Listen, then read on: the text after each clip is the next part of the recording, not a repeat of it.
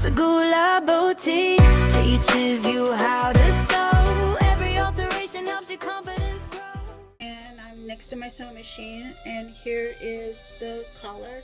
So what I'm gonna do, I'm gonna open this stitch up just a little bit, not too much. I'm gonna use my razor to open that up about that much, and we're gonna do the same thing in the other side.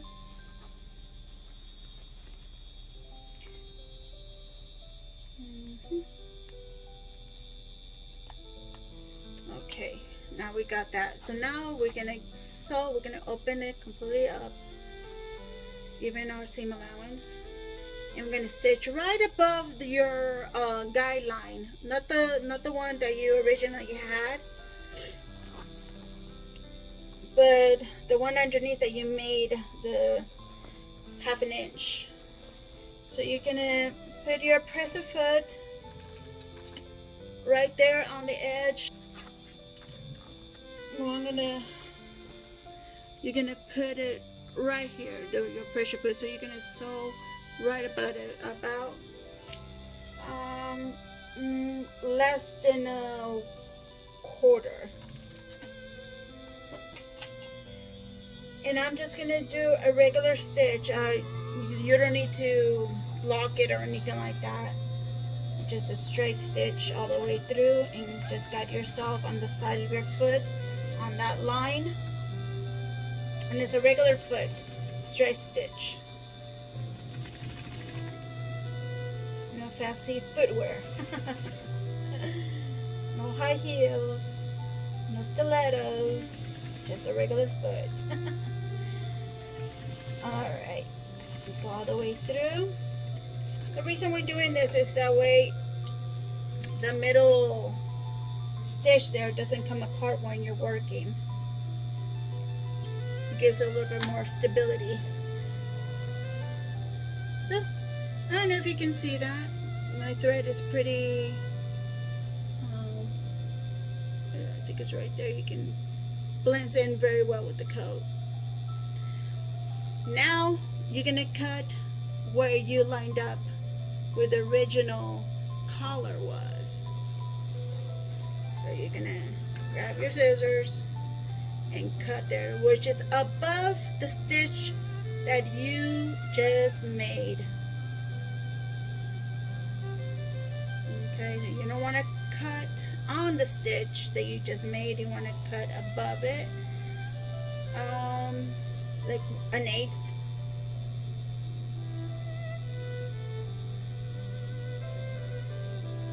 There we go. So, there you go. So toss that away. You're not going to need it. Now we're going to turn it inside out, and we're going to pin that to the 2 inches. You will see that one stitch, it has your backing, and the other one has this extra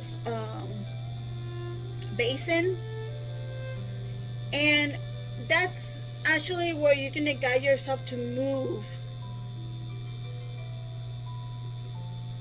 to the marker that you put with your chalk. Okay, I want to see if I did it. I'm off. So I'm off like 3/8. Let's see. Oh, I got it. Okay. So now I'm going to open all this all the way to our pin with your fancy dandy razor. You open it up, and that pin stops it from running the 2 extra inches that you don't want it to run. Okay, now here's the tricky part, okay? So you want to clean the side where it has this basin stitch. Make sure there's no extra fibers of thread. Just pull it out and open that. And this crease, you're going to line it up to that line you made originally. And here you can barely see it because the color of this material blends very well with the chalk. Sometimes getting a different color chalk works. So what I'm going to do is that edge, I'm going to line it up to the cross that I made originally that was just 2 inches away. And then I'm going to pin it right there where that meets. And just kind of make it fall naturally where you can see that how this fabric is extra, and it will be okay. Just pin it along the extra fabric. Make sure it doesn't pinch in the back. And once you see this side is longer than this side, and you want it to be that way because you're bringing that shoulder up. Now you're going to stitch right on the original stitch it had originally, and we're going to do that now. Start off before your 2-inch mark and lock it. That way we can continue this original stitch from the manufacturers. I'm gonna put my foot down there to about 1 inch above that first pin marker where you have your 2 inches mark. I don't know if you can see the stitch, and you can see my sewing machine very well. The angle of my camera is not that great, I apologize. A starting point. Make sure that the bottom panel doesn't fold in. Doesn't fold in like that. Keep it open when you sew it so it can sew right at the bottom instead of sewing both together.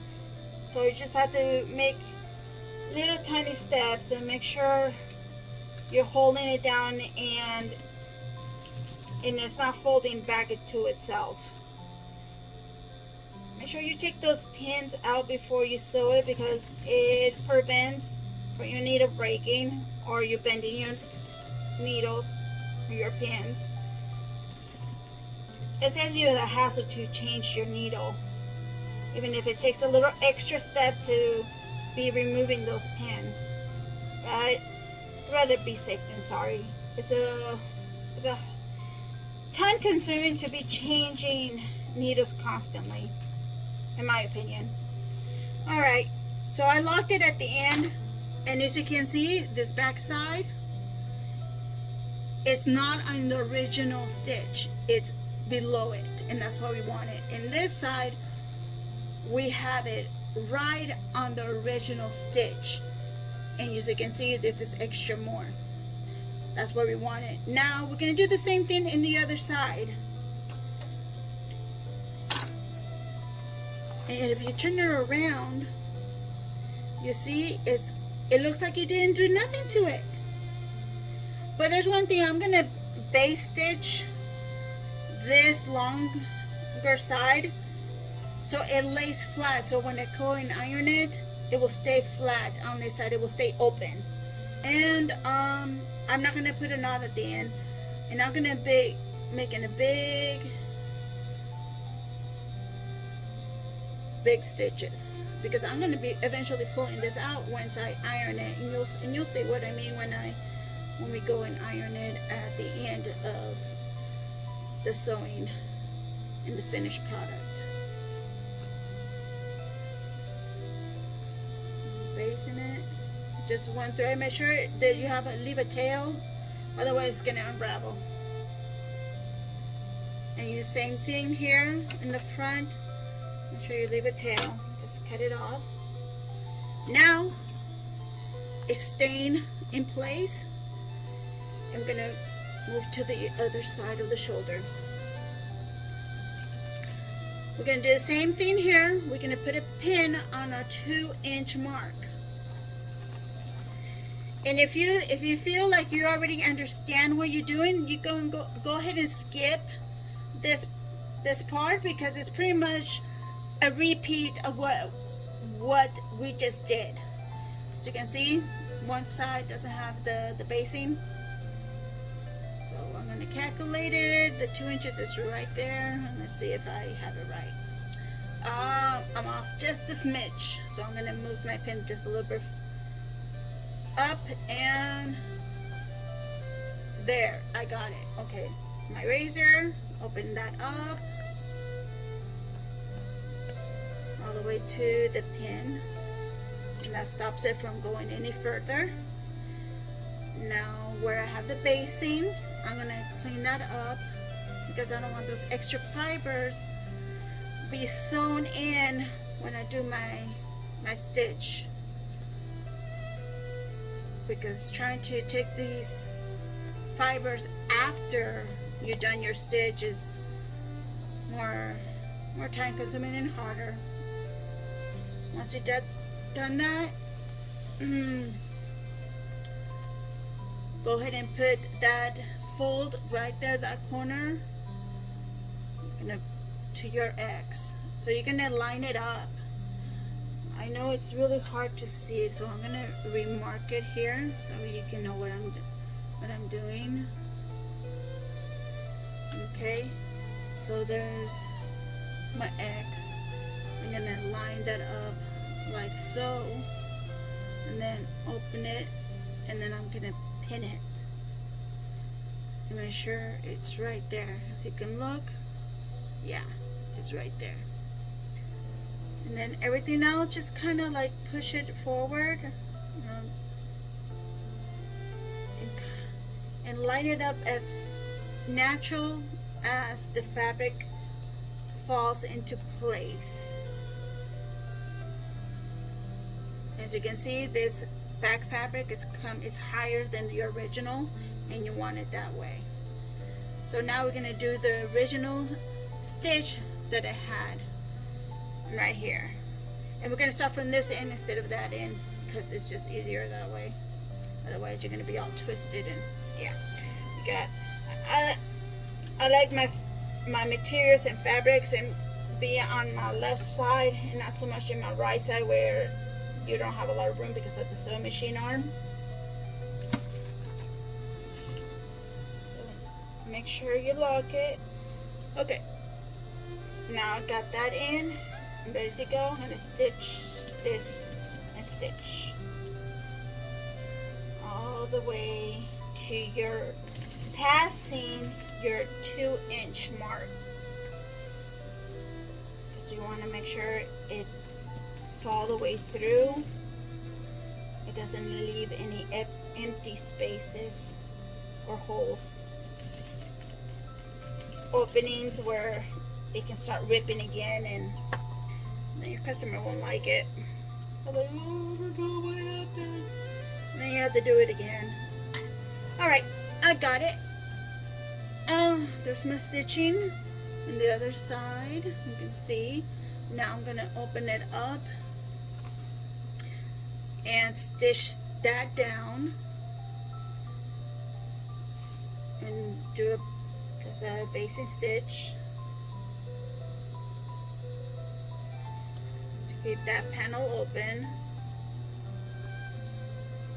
No fancy stitches, because you're going to be removing that thread after you iron it or press it. Okay. That's done. And turn it to your right side, and we got both of our shoulders done. Now we're gonna line this up with the mark that you originally did at the beginning of your your 1/2 inch.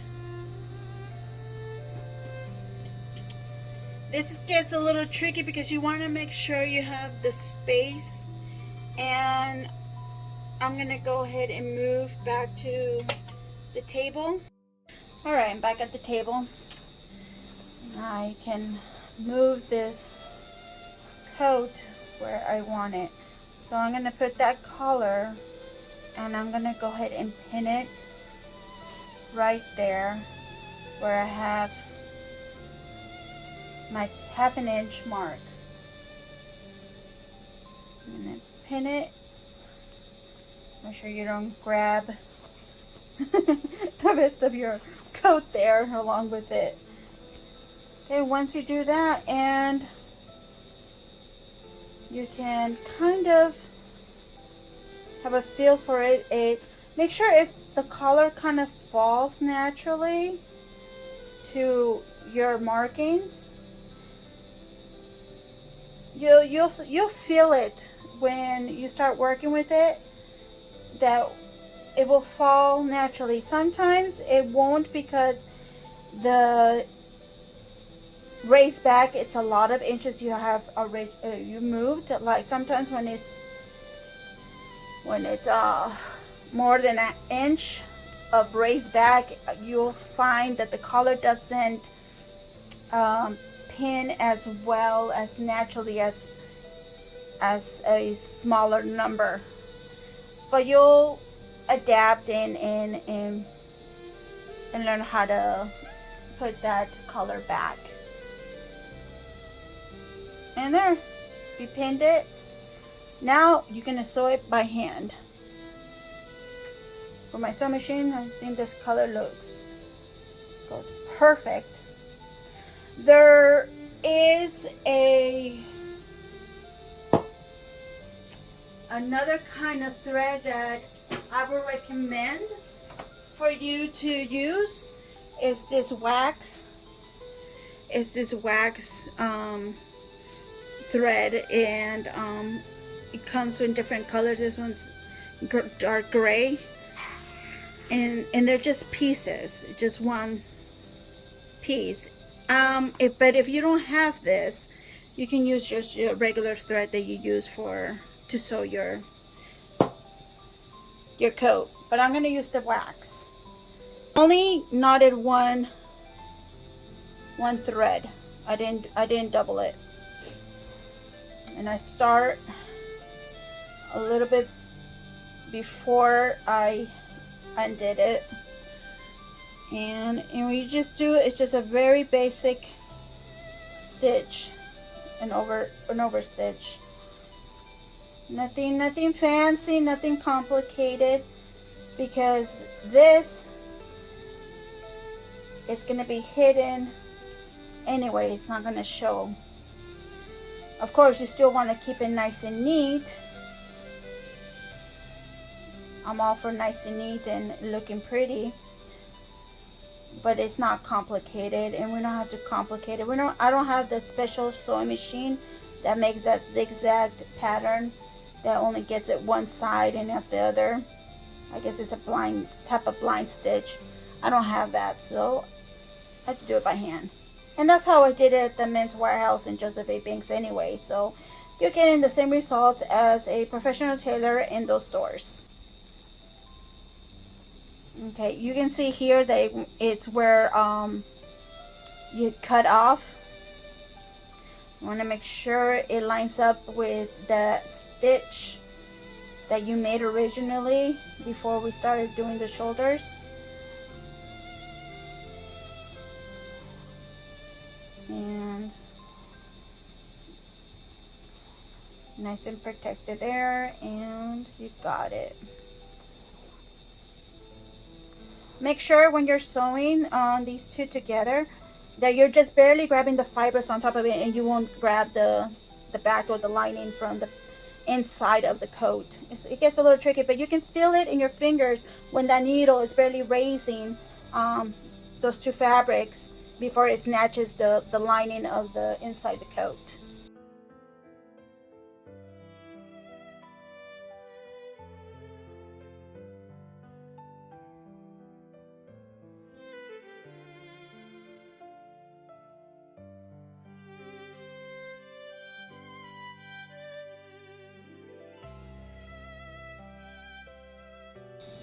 I'm almost done all the way through. Like I said, you can skip and get all the way to the end. And once you pass a little bit more that where you had cut off, just go back in the same spot a couple of times and then just cut your excess thread. And there it is. You're done your raised back. And now we're going to press this down. You can see how the collar just looks completely like you didn't do nothing. And that's what we want to do. Now we're going to go and press it. All right, here's my iron, and here's my pressing board. And I have a little one that I can easily get into the shoulder there. And I'm just going to press that down and steam it. Once you have that, you can just remove that excess thread. And there you go. And do the same thing in the other side. Put your shoulder in there. Lace nice and flat, and just press, press, press. Steam, steam, steam. Remove that thread. There you go. See how nice? Like you didn't do nothing. Go ahead and press that collar just a little bit. That felt, and there you go. And you're done. All right. Good job, guys.